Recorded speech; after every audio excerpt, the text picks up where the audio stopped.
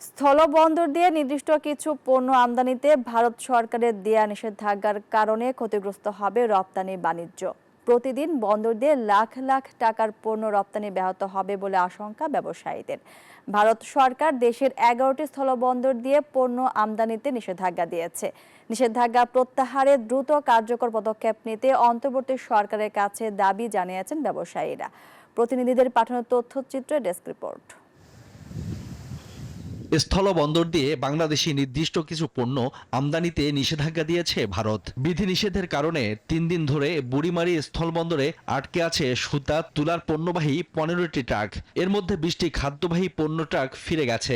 এতে কিছুটা বিপাকে পড়েছেন বুড়িমারি স্থলবন্দর ব্যবহারকারী ব্যবসায়ীরা। ক্ষতির মুখে পড়েছেন ব্যবসায়ী ও ট্রাক চালকরা।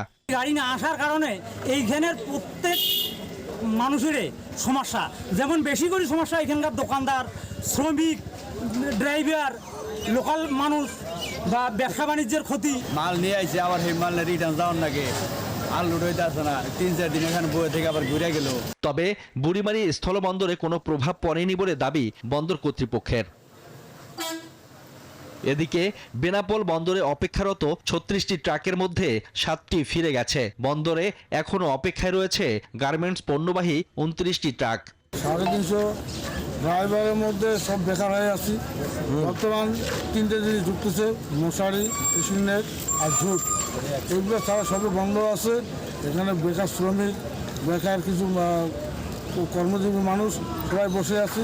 এছাড়া ব্রাহ্মণবাড়িয়ার আখাউড়া স্থলবন্দরে মঙ্গলবার সকাল থেকে দুপুর নাগাদ 8টি ট্রাকে 40 টন হিমায়িত মাছ ত্রিপুরা রাজ্যে রপ্তানি হয়েছে।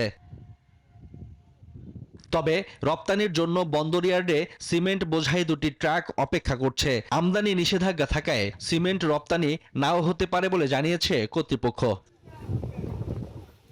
নিষেধাজ্ঞা প্রত্যাহারে দ্রুত কার্যকর পদক্ষেপ নিতে অন্তর্বর্তী সরকারের কাছে দাবি জানিয়েছেন ব্যবসায়ীরা।